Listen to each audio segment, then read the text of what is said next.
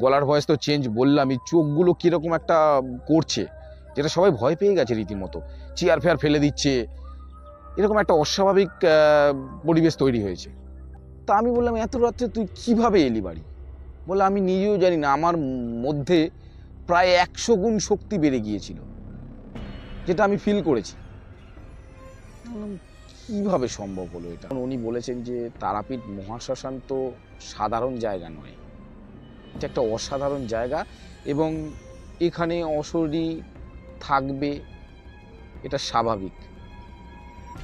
ও আর ওর wife দুজনে ছাদে গেছে, আর ঠিক ছাদে ওরা দুজনে বিকেলের দিকে 8-10টা কাক ওদের মাথার ওপরে খালি ঘুরছে আর কা কা করে চিৎকার করছে। তো নমস্কার, আমি মৃদুল, আর আপনারা দেখছেন আমার চ্যানেল এক্সপ্লোরার মৃদুল। তো আজ আমি এই ভিডিওটি শ্যুট করছি আপনাদের একটা ঘটনা জানানোর জন্য। আমার সাথে একটি ঘটনা ঘটেছে, সেটা জানানোর জন্যই। যারা যারা আমার ফেসবুকে যুক্ত আছেন তারা হয়তো অনেকেই আভাস পেয়েছেন যে আমি রিসেন্টলি তারাপীঠে গিয়েছি। তো অনেকে ওয়েট করেছিলেন যে তারাপীঠের পুরো ভিডিও এবং সেখানকার তান্ত্রিকদের এক্সক্লুসিভ সাক্ষাৎকার, এগুলো আমি নেব। তো সেইটা নিয়েই আজ আমার এই ভিডিওটি, যেখানে কিছু ঘটনা ঘটেছে, কিছু অস্বাভাবিক ঘটনা ঘটেছে, যার জন্যই এটা জানানোর জন্য আমি আপনাদের কাছে এই ভিডিওটি করছি যে আমার সাথে কি কি ঘটেছে। তারাপীঠ মা তারার জায়গা, প্রত্যেকটা বাঙালি মা তারার ভক্ত, সবাই তারাপীঠে যায় মা তারার দর্শনে, মা তারার কাছে পুজো দিতে। তো তারাপীঠে যারা পুজো দিতে যান, উল্টো দিকেই তারাপীঠ মহাশ্মশান, অবশ্যই সেখানে সবাই ঢু মারেন। তো তারাপীঠ মহাশ্মশান মানে সেখানে সবসময় হোম যজ্ঞ এই সমস্ত চলছে, পাশেই শ্মশান, সেখানে মৃতদেহ পুড়ছে, এখন চুল্লিতে, আগে কাঠে ছিল। আর শ্মশান মানেই একটা আত্মা, একটা ভূত প্রেতের ব্যাপার থাকে। তা সেই রকমই আমিও তারাপীঠে গিয়েছি, এবং সেই তারাপীঠের যে পুরো বিষয়টা আমি ঘুরেছি, ঘুরে আপনাদেরকে জানাচ্ছি যে আমাদের সাথে কি কি ঘটেছে। তো এখন মে মাস, এপ্রিল মাস, কিছুদিন আগে এপ্রিল মাসের 21 তারিখে আমরা 4 জন গিয়েছিলাম, 2 বন্ধু এবং দুজনেরই ওয়াইফ। কুলিক এক্সপ্রেস, হাওড়া থেকে কুলিক এক্সপ্রেস ধরে তারাপীঠ পৌঁছেছি, যেটা সকাল 8:55 দিকে ছাড়ে। আর ওখানে লেট করলে 1:45-র মধ্যে নামিয়ে দেয়, অ্যাকচুয়ালি 12:30টার মতন টাইম সম্ভবত। তা ওরকমই আমি পৌঁছালাম, এবং আমরা কোনো হোটেল নেইনি তারাপীঠে। আমার সাথে যে বন্ধু গিয়েছিল তার মামার একটি ফ্ল্যাট রয়েছে তারাপীঠ, ঠিক ব্রিজটা, যে তারাপীঠের যে ব্রিজ আছে, ব্রিজটা ওটার ঠিক আগে বাঁ হাতে একটি গলির মধ্যে। ওখান থেকে দ্বারকা নদ হেঁটে 2 মিনিটের রাস্তা। তো আমরা সেই মামার ফ্ল্যাটে উঠেছিলাম। তো এই এপ্রিল মাস, গরমের সময়, সবাই জানেন। তা আমরা এই গরমের মধ্যে ওখানে পৌঁছলাম। যখন পৌঁছালাম একটা অস্বাভাবিক ব্যাপার লাগলো, যখন ওই ফ্ল্যাটটা 5th ফ্লোরে ফ্ল্যাট, 5th ফ্লোর, আমরা যেখানটায় ছিলাম সেটা 3rd ফ্লোরে। তো ফ্ল্যাটটার গ্রাউন্ড ফ্লোরে যখনই পাটা রাখলাম, এত গরমের মধ্যে পুরোটা ঠান্ডা, একটু অবাক লাগলো। তো ভাবলাম হয়তো ওপরের তলাগুলোতে আরও ফ্লোর রয়েছে, তো তার জন্য নিচটা ঠান্ডা। কিন্তু যখন সিঁড়ি বেয়ে আমরা ওপরের দিকে উঠছি, একটা নিঝুম, একটা গা ছমছমে ব্যাপার। বাট আমরা এতটা ক্লান্তি করে গিয়েছি, তার জন্য এতটা মাথা ঘামাইনি, যেহেতু মা তারার কাছে এসেছি। তার রীতিমতো গিয়ে আমরা রেস্ট নিলাম। রেস্ট নিয়ে বিকেলে আমরা 2 বন্ধু আটলা গ্রাম, তারাপীঠের কাছেই সাধক বামাক্ষ্যাপার জন্মস্থান, সেখানে আমরা কিছুক্ষণ সময় কাটালাম। সেখানের বামদেবের মন্দিরের এক পুরোহিত আমার পরিচিত, তার সাথে সাক্ষাৎকার নিলাম, ঘুরে দেখলাম। ঘুরে দেখে আমরা আবার তারাপীঠে চলে এসেছি। তারাপীঠে এসে অ্যাজ ইউজুয়াল সবাই যা করে সন্ধেবেলায় প্রত্যেকেরই একটা থাকে যে মহাশ্মশানে যাব। তো মহাশ্মশানে আমরা আবার পৌঁছালাম। পৌঁছে এবং আমি আর আমার বন্ধু 2 জনই গেছিলাম। আমাদের ওয়াইফ ফ্ল্যাটেই ছিল, 2 জনই ছিল। তো মহাশ্মশানে আমরা সারা মহাশ্মশানটা ঘুরলাম, ঘুরে ঘুরে দেখলাম। আর আমি রেকর্ডিং করছিলাম, তো রেকর্ডিং হয়েওছে। হঠাৎ করে পুরো তারাপীঠ এরিয়ার কারেন্ট অফ হয়ে গেছে, যেটা হতেই পারে, কারণ ওদিককার WBCL ওয়েস্ট বেঙ্গলের ইলেকট্রিসিটির ওটা, আমাদের কলকাতার মতো CSC নয়, তো তাতে কোনো অসুবিধা নেই। আর ফ্ল্যাটে আমাদের ওয়াইফরা ছিল, তারা তো রীতিমতো ভয় পেয়ে গেছে, কেন কি 2 জনে রয়েছে আর আমরা মহাশ্মশানে এসেছি সন্ধ্যেবেলা। অ্যাকচুয়ালি ওরা আসেনি, তার কারণ হচ্ছে টায়ার্ড ছিল। ওরা আসেনি তার একটা কারণ, ওরা টায়ার্ড ছিল। আর আমরা শুটিং করে আবার রাত্রিবেলায় ওই 8টা সাড়ে 8টার দিকে আমরা হোটেলে গেলাম, রীতিমতো খাওয়া দাওয়া করে রেস্ট নিয়েছি, সারাদিন জার্নি হয়েছে। তো পরের দিন ছিল মঙ্গলবার, 22 তারিখ, 22শে এপ্রিল। 22 তারিখে আমরা পুজো দেব। রীতিমতো আমরা সকালে উঠে পুজোর জন্য লাইনে দাঁড়াও, ডালা কেনো, খুব আনন্দের মানে আনন্দ সহিত আমরা লাইনে দাঁড়িয়েছি, পুজো দিচ্ছি। পুজো দেওয়ার জন্য সমস্ত কিছু নিয়ে আমরা পুজো দিচ্ছি। তারা মায়ের দর্শন করলাম খুব ভালোভাবে, এবং সেখানে আবার দুপুরবেলায় গিয়ে রেস্ট নিলাম। আবার রাত্রিবেলায় মহাশ্মশানে আমার একজন পরিচিত, অ্যাকচুয়ালি আমার চ্যানেলে আগে দেখতে পাবেন, তারাপীঠের ভিডিও রয়েছে। তান্ত্রিক উৎপল ভট্টাচার্য, উনি তারাপীঠের একজন নামী তান্ত্রিক, বা ওখানের তন্ত্রমন্ত্র কাজগুলো করেন, সমস্ত রকম কাজ করেন। তো তার সাথেই একটা ইন্টারভিউ নেওয়ার জন্য গিয়েছিলাম, এবং অন্য আরও কিছু লোকজনের ইন্টারভিউ নেওয়ার জন্য গিয়েছিলাম মহাশ্মশানটা দেখানোর জন্য। তা ওনার সাথে কথাবার্তা বললাম, বলে আবারও চলে এলাম। বুধবার 23শে এপ্রিল আমাদের ফেরার দিন। আমরা বিকেলের ট্রেন ধরেছি, 4:40-এর শহীদ এক্সপ্রেস আছে রামপুরহাট থেকে। তা আমরা রামপুরহাটের যে যাব, তার আগে সকাল থেকে অনেকটা টাইম রয়েছে আমাদের হাতে। তো এই টাইমটা কি করব? সকালবেলা আমরা উঠে কি করলাম, তারাপীঠ থেকে খানিকটা দূরে নলহাটেশ্বরী মন্দির রয়েছে, সতীপীঠ, সেখানেও পুজো দিলাম। সেখানের কিছু রেকর্ডিং করেছিলাম আপনাদের দেখাবো বলে। তা সম্পূর্ণটা করে আমরা বেরিয়ে স্টেশনে চলে এলাম। স্টেশনে এসে আমরা ট্রেন ধরলাম যথারীতি, কারোর সাথে কোনো সমস্যা নেই। খুব সুন্দরভাবে আমি আমার সম্পূর্ণ রেকর্ডিং আপনাদের সাথে শেয়ার করব বলে আমি সম্পূর্ণটা কমপ্লিট করেছি। কমপ্লিট করে আমরা হাওড়ায় আসছি। হাওড়া আস্তে আস্তে অলমোস্ট 9টা বেজে গেছে, ট্রেন সামান্য একটু লেট ছিল। তো রীতিমতো হাওড়ায় আমরা ফিরলাম।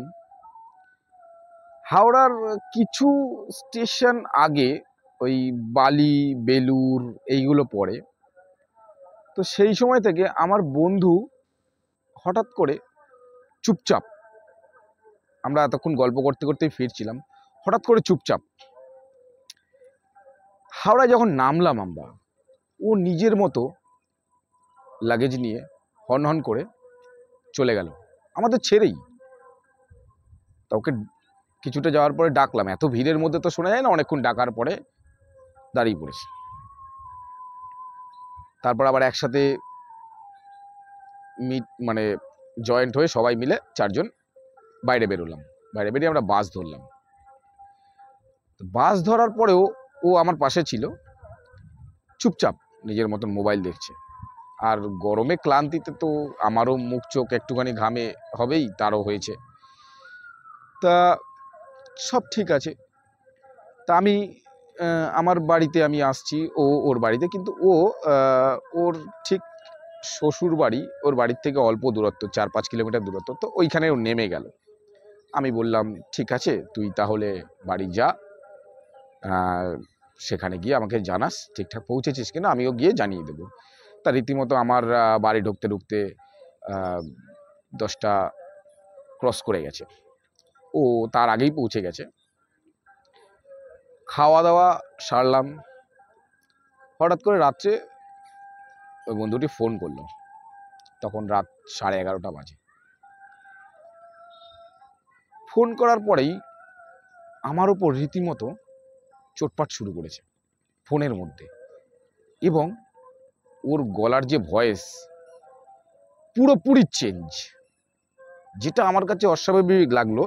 আমরা ছোটবেলার বন্ধু, কিন্তু এইরকম গলার ভয়েস কোনোদিন হয় না। আমার ওপর চোটপাট করছে।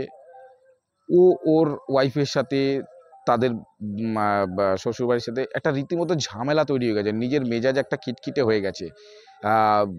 গলার ভয়েস তো চেঞ্জ বললামই, চোখগুলো কীরকম একটা করছে, যেটা সবাই ভয় পেয়ে গেছে রীতিমতো, চেয়ার ফেয়ার ফেলে দিচ্ছে, এরকম একটা অস্বাভাবিক পরিবেশ তৈরি হয়েছে।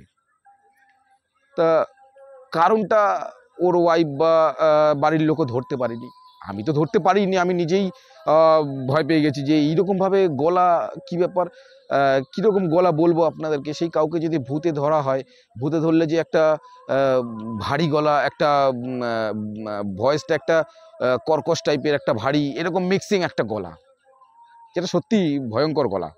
এবং তারপর রীতিমতো আমি ফোন ওর ওয়াইফকে বললাম, তুমি শান্ত করে ঘুমাও, আমরাও তো টায়ার্ড, তোমরাও ঘুমাও, টায়ার্ড এতক্ষণ জার্নি করে। এই অবধি ঠিক আছে। আমরা বুধবার রাতের কথা বলছি আমি, মানে 23শে এপ্রিল, 24শে এপ্রিল বৃহস্পতিবার। আমরা সবাই রেস্টে ছিলাম, সবই ঠিকঠাক ন্যাচারালি, দিনের যা যা কাজবাজ তাই সবাই শুরু করে দিয়েছি। তো ওর ওয়াইফ আমার সাথে যোগাযোগ করেছে ফোনে, বললো, দাদা এইরকম কিছু ঘটনা হয়েছে। আমি বললাম, এরকম কি তোমাদের সাথে আগে হয়েছে, বা এরকম ও আগে কখনো রেগে গেছে, বা হঠাৎ করে সেদিন রাত্রে ফিরে রেগে গেল কেন? ও নিজেও কারণ জানে না। থার্সডে মানে বৃহস্পতিবার, আমার ছুটির দিন, তো আমি রেস্ট নিয়েছি সারাটা দিন। শুক্রবার আমি আমার আবার কাজে ফিরবো। তো তখন চিন্তা ভাবনা করলাম যে একটা টাইম করে শুক্রবার দিন আমি ভিডিওগুলো নিয়ে একটু কাজ করব, মানে দেখবো, চেক করব, তারপর এডিটিংয়ে ফেলবো। সব ঠিক আছে। যখন আমি শুক্রবার বেরোবো এবং যখন চিন্তা ভাবনা করলাম যে আমি ভিডিওটা নিয়ে কাজ করব, ঠিক তার আগের মুহূর্তে আমার মোবাইল ডেড। আমি মোবাইলেই শ্যুট করেছি, পুরো ডেড, বিনা কারণে। আমার মোবাইল নতুন, 6 মাস হয়েছে। তো আমার তো মন মেজাজ একটু খারাপ। আমি সার্ভিস সেন্টারে গেলাম রীতিমতো, ওরাও ধরতে পারলো না যে কি প্রবলেম হয়েছে। তা আমার কাছে বক্সটা বা বিলটা আমি নিয়ে যেতে ভুলে গেলাম, যেখানে সার্ভিস সেন্টারের লোকেরা IMEI নাম্বারটা দরকার হয়। তো আমি জানি ন্যাচারালি আমার অনলাইনে কেনা ফোন 6 মাস, তো সেখান থেকে ওরা IMEI নাম্বার বার করে নিতে পারবে, কিন্তু ওরাও পারলো না। আর আমি ওদেরকে বলে রেখেছিলাম, দেখুন মোবাইলটা যাই হোক, আমার যেন ডেটাটা আমি পাই কোনোভাবে, কারণ এর মধ্যে আমার সমস্ত রেকর্ডিং করা আছে, আমার দরকার, খুব এমার্জেন্সি এগুলো এবং খুব দরকারি। ওরা বললো, আমরা দেখছি কি প্রবলেম হয়েছে বলতে পারছি না, তবে দুটো পার্টসের প্রবলেম, আশা করি সব ঠিক হয়ে যাবে। তা আমি পরের দিন মানে শনিবার আবার সার্ভিস সেন্টারে গেলাম। যাওয়ার পরে ফোন দিলাম ওদেরকে, ওরা আমাকে সময় নিল, সময় নিয়ে বসিয়ে রাখলো, বসিয়ে রেখে ফোনটা ঠিক করে দিয়ে দিল। সমস্ত ডেটা নাকি উড়ে গেছে, আমার ফোনের মাদারবোর্ড নতুন লাগিয়ে দিয়েছে ওরা। তো এটা শুনে আমার খুবই খারাপ লেগেছে এবং মন থেকে খুবই আপসেট আমি। তো পরে ওই বন্ধু আবার আমাকে ফোন করেছে,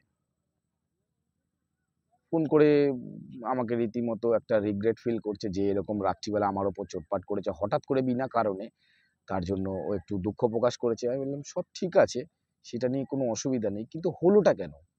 ও আমাকে নিজে বলছে, আমি নিজেও জানি না, এবং কি ঘটনা ঘটেছিল ও সেটাও জানে না। আর ও ওই রাত্রে ওর শ্বশুর বাড়িতে ছিল না, গভীর রাতে প্রায় অলমোস্ট 1:30-2, একা একা ও তো রাত্রে হেঁটে হেঁটে প্রায় 8-9 কিলোমিটার বাড়ি চলে এসছে। আমি আর তার আগে একটা কথা বলি, আমার এই বন্ধুটা প্রচণ্ড পরিমাণে ভীতু। এমনকি বাড়ির পাশে যদি কোনো অন্ধকার গলি থাকে সেখানেও ও যেতে ভয় পায়, এতটাই ভীতু, খুব ভয় পায়। তা আমি বললাম, এত রাত্রে তুই কিভাবে এলি বাড়ি? বলে, আমি নিজেও জানি না, আমার মধ্যে প্রায় 100 গুণ শক্তি বেড়ে গিয়েছিল, যেটা আমি ফিল করেছি। বললাম, কিভাবে সম্ভব হলো এটা? বলে, আমি সত্যি নিজে জানি না যে কি হয়েছিল আমার সাথে। তাই বললাম যে কখন ঠিক হলো? ও বলল যে শনিবার শনিবার দুপুরের পর আমার একটুখানি গাটা হালকা হালকা লাগছে এবং মনে হচ্ছে যেন একটু ফ্রেশ লাগছে। আর তখনই আমার মাথায় একটা হিট করলো, শনিবার দুপুরেই আমি আমার মোবাইলটা ঠিক করে হাতে পেয়েছি। তা আমার মনের মধ্যে একটা সন্দেহ জাগলো, আমি তো তারাপীঠের ভিডিও করেছি, মহাশ্মশান পুরো ভিডিও করেছি বিভিন্ন জায়গায়। এবার আপনারা দেখবেন যে এই অশরীরী আমরা খালি চোখে দেখতে পাই না, কিন্তু লেন্সে অনেক সময় ধরা পড়ে, এটা আমি শুনেছি। তখন আমার মাথায় এলো যে হয়তো আমার লেন্সে এমন কিছু ধরা পড়েছে যেটা তাদের অসুবিধা হবে, হয়তো সেই কারণে ডিলিট হয়ে গেছে। কারণ আমি অনেক সিনেমা দেখেছি, অনেক জায়গায় মাঝ রাস্তায় অনেক গভীর রাতে অটোমেটিক্যালি গাড়ি স্টার্ট বন্ধ হয়ে যাচ্ছে, তারপরে ঘড়ি বন্ধ হয়ে যায়, মোবাইল কাজ করে না। তখন আমার মাথায় এলো যে আমাদের সাথে কি এরকম কিছু ঘটলো যেটা আমরা জানতে পারলাম না, নিজেদের অজান্তেই ব্যাপারটা এরকম হয়ে গেল। তো এটা আমি ভাবছি, আমার মাথায় সারাক্ষণ চলছে যে কি এমন হতে পারে আমাদের সাথে, এবং আমাদের সাথে কি আদৌ কেউ এসেছিল? তো সেটাও জানা গেছে।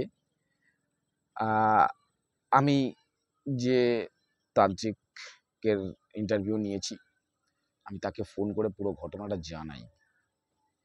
তখন উনি বলেছেন যে তারাপীঠ মহাশ্মশান তো সাধারণ জায়গা নয়, এটা একটা অসাধারণ জায়গা, এবং এখানে অশরীরী থাকবে, এটা স্বাভাবিক। তো উনি বলল হয়তো কিছু ধরা পড়েছে, যার জন্য এটা হতে পারে। আমার যে বন্ধুর ওয়াইফ, উনিও ওনার পরিচিত একজন ঠাকুরমশাইয়ের সাথে এই বিষয়ে আলোচনা করেছেন, এবং সেই ঠাকুরমশাই কিছুটা তন্ত্রমন্ত্র নিয়ে কাজ করেন। তো উনিও জানালেন যে তোমাদের 4 জনার ওপরেই কোনো নেগেটিভ এনার্জি সাথে আছে বা এই কটা দিনের জন্য এসেছে, যে কারণে এরকম ঘটনা ঘটেছে। তা আমি ন্যাচারালি বিশ্বাস করি না, হয়তো আমার মোবাইলটা এরমভাবে রেকর্ডিং উড়ে গেছে, টেকনিক্যাল ফল্ট হতেই পারে, ইলেকট্রনিক্স জিনিস। কিন্তু আমার বন্ধুর সাথে যে ঘটনাটা ঘটেছে, ইভেন আরেকটা কথা বলি, ও একদিন আমাকে বলল, মানে এই ঘটনার মধ্যেই ও আর ওর ওয়াইফ দুজনে ছাদে গেছে, আর ঠিক ছাদে ওরা দুজনে বিকেলের দিকে 8-10টা কাক ওদের মাথার ওপরে খালি ঘুরছে আর কা কা করে চিৎকার করছে। ওরাও ব্যাপারটা বুঝতে পারেনি। তো ওরা আবার সাইডে সরে এসে রুমের মধ্যে চলে এসছে, দেখলো কোনো কাক নেই, চলে গেছে। আবার উঠলো, আবার সেম, আবার কাকগুলো চলে এলো। তো এটাতে ওরাও একটু ভয় পেয়ে গেছে, জানি না ব্যাপারটা কি হয়েছে। কিন্তু আমার ন্যাচারালি চট করে ভয় লাগে না। তো আমি তখন ভাবনা চিন্তা শুরু করলাম যে কি এমন ঘটনা, কারণ এর আগে আমার ইউটিউব চ্যানেলে দেখবেন আপনারা, তারাপীঠের পুরো ভিডিও দেওয়া আছে। তো সেখানেও আমি তারাপীঠ মন্দির, তারাপীঠ মহাশ্মশান, নলহাটি মন্দির, সমস্ত জায়গাগুলোতেই ভিডিও করেছি, ঘুরেছি খুব ভালোভাবে। এবারেও সেম জায়গাগুলোতে ঘুরেছি। তাহলে কি হতে পারে? আগেও ঘুরেছি, কিছু হলো না, এবারে ঘুরলাম এরকম ঘটনা ঘটলো। আমার একটা কিউরিসিটি হচ্ছে মনের মধ্যে। তখন আমি ভাবলাম কি এমন কাজ করেছি আমরা যেটা আমাদের সাথে ঘটেছে। তখন মনে হলো যে পেয়েছি।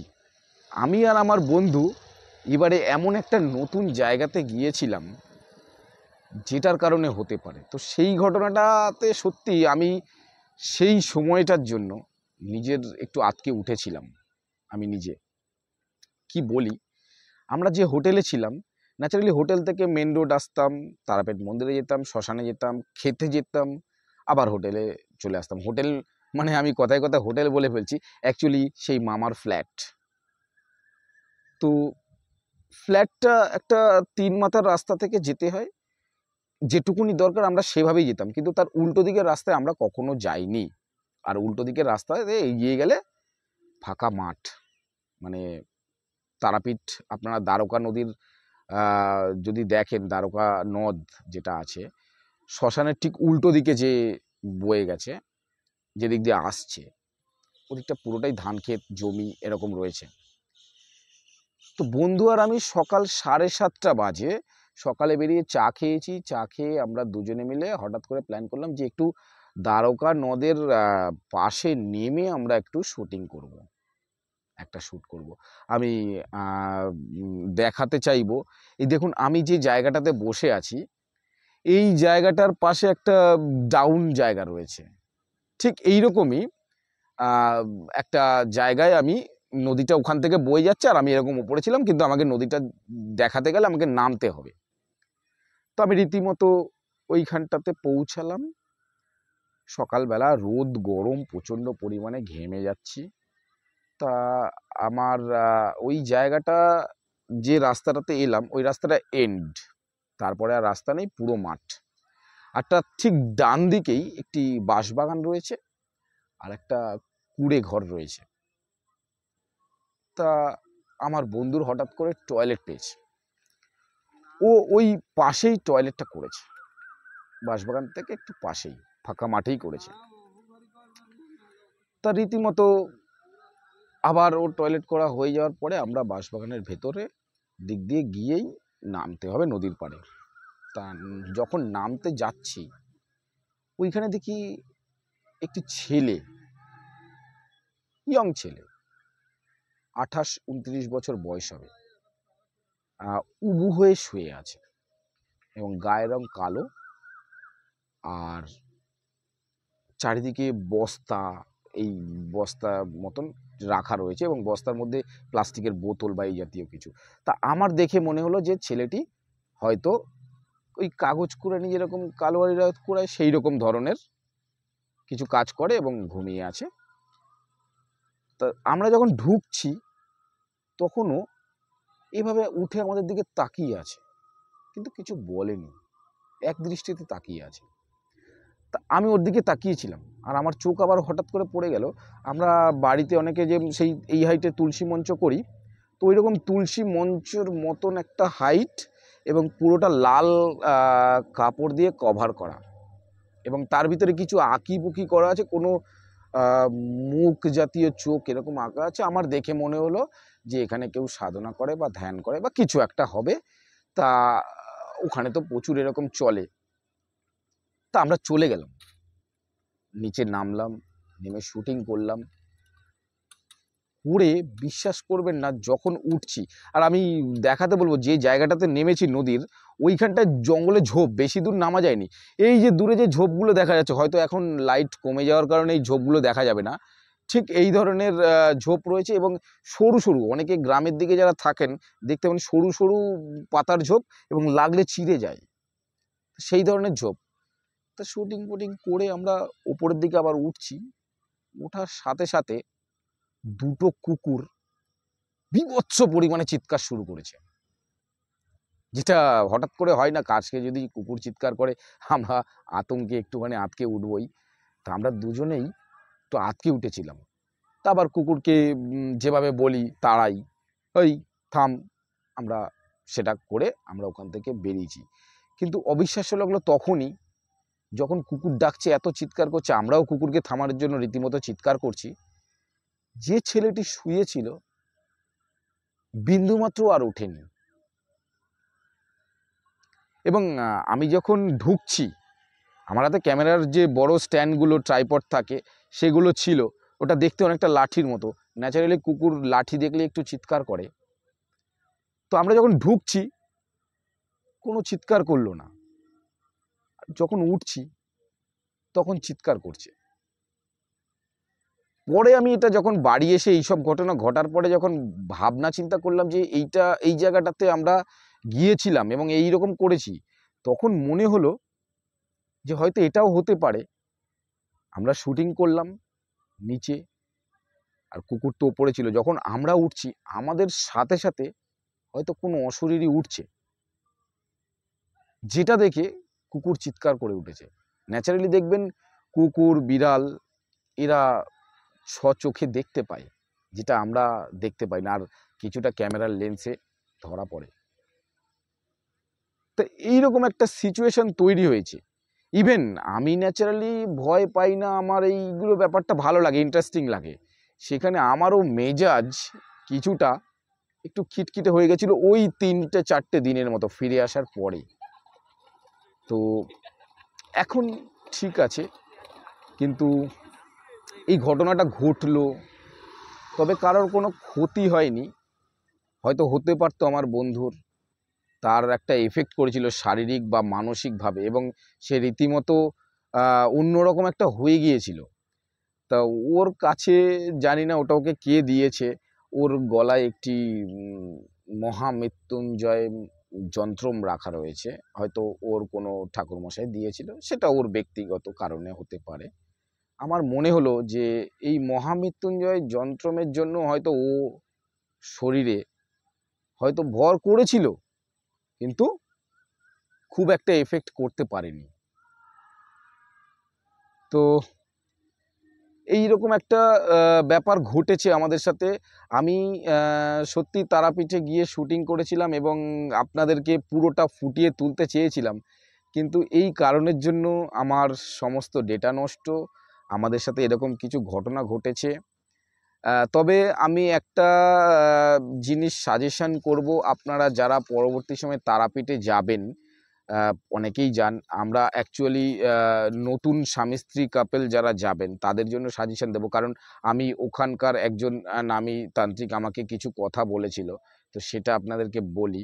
তারাপীঠে প্রথম কথা হচ্ছে যান, মা তারা দর্শন নিন, অবশ্যই খুব ভালো। কিন্তু যাদের বিয়ে হয়েছে নতুন, 1 বছর হয়েছে, হয়নি এখনো, চেষ্টা করবেন মহাশ্মশানটা এড়িয়ে চলার আর কি, মহাশ্মশানে যাতে না ঢোকা হয় চেষ্টা করবেন। আর মাংস বা আমিষ, এই মাংস বা ডিম এই জাতীয়, যদিও যান শ্মশানে, মাংস বা ডিম এই জাতীয় কিছু খেয়ে শ্মশানে যাবেন না, কারণ তাতে আমার মনে হয় এফেক্ট পড়ে, আমাকে বলেছিলেন। আর পারফিউম লাগিয়ে যাওয়াটা উচিত না। যেহেতু ওই জায়গাটা পুরোটাই তো একটা অন্যরকম একটা জায়গা, তো সেখানে পারফিউমের গন্ধটা অ্যাট্রাক্ট করে প্রচণ্ড পরিমাণে। আর চেষ্টা করবেন, অনেকে তো তারাপীঠে যায় ঘুরতে গিয়ে মদ্যপান সবাই করেন, তো ওটা না করে শ্মশানে যাওয়ার আমার মনে হয় ভালো হবে। তবে চেষ্টা করবেন না যাওয়ার যাদের নতুন বিয়ে হয়েছে। আর শ্মশানে যদি আপনারা অন্যরাও যান, তো সেক্ষেত্রে এইগুলো এড়িয়ে চলাটাই ভালো আমার মনে হয়। কারণ জায়গাটা তো সাধারণ নয়, এটা একটা অসাধারণ একটা শক্তির জায়গা। এখানে প্রচণ্ড পরিমাণে শক্তির সঞ্চার হয়, শক্তির সাধনা হয়। তো এটা বলবো আমি। তা আমি অত্যন্ত দুঃখিত যে আমি আপনাদের জন্য শুটিং করেছিলাম, কিন্তু আমি দেখতে পারিনি, যেটা আমার খুব খারাপ লাগছে। যে কারণে এই শ্যুটটা আপনাদের জন্যই আমি, যে আমার সাথে কি ঘটেছে জানাচ্ছি। ইভেন আমি যেখানে বসে আছি এই জায়গাটাতে অলরেডি আলো অনেক কমে গেছে, আমি জানি না স্ক্রিনে কতটা দেখা যাচ্ছে। আমার বাড়ির থেকে প্রায় 7 কিলোমিটার দূরে এই জায়গাটি, নাম বললে হয়তো অনেকে চিনবেন। আর আমি একবার আমার ক্যামেরাম্যান বন্ধু আছে, ঘুরিয়ে চারদিকটা দেখিয়ে দিতে বলবো, আপনারা দেখলে বুঝতে পারবেন জায়গাটা কীরকম জায়গা। জায়গাটা একটা আলো আঁধারি একটা জায়গা পুরোটা। এটা হচ্ছে আকরা গঙ্গার ঠিক পাশে একটা জঙ্গলের মধ্যে। একদম নির্ঝুম। ইভেন এইখানে আমার শোনা কথা, ইউটিউবে অনেক চ্যানেল রয়েছে, এইখানে কিছু ভৌতিক ব্যাপার-স্যাপার হয়। তো জানি না সেটা সত্য কতটা। আমি একদম ভর সন্ধেবেলায় এখানে শ্যুট করছি। আমি হয়তো বেশিক্ষণ থাকবো না, কারণ আলো নেমে এসছে। অন্য কোনো কারণ নয়, আমার ভয়ের ব্যাপার নেই। অন্য কারো কারণ নয়, আলো নেমে এসছে বলে আর হয়তো দেখা যাবে না আমাকে। অলরেডি আপনারা বুঝতে পারছেন যে স্টার্টিংটা কীরকম আলোতে হয়েছে আর এন্ডটা কীরকম আলোতে হচ্ছে। তো শেয়ার করলাম আপনাদের সাথে। যাদের ভালো লাগবে অবশ্যই এই ভিডিওটা অন্যদের দেখার সুযোগ করে দেবেন, যে তারাপীঠে কি কি হতে পারে বা কি হয়েছে। আর অবশ্যই যারা দেখছেন নতুন আমার চ্যানেলকে সাবস্ক্রাইব করবেন। আমি চেষ্টা করব আপনাদেরকে আবার তারাপীঠের ভিডিও আনার, এবং আপনারা আমার সাথে থাকুন, চ্যানেলের সাথে থাকুন। আমি আরও নতুন নতুন ভিডিও দিতে থাকব। তো আজকে মতো ভিডিওটা এখানেই শেষ করছি। সবাই ভালো থাকবেন, সুস্থ থাকবেন। নমস্কার।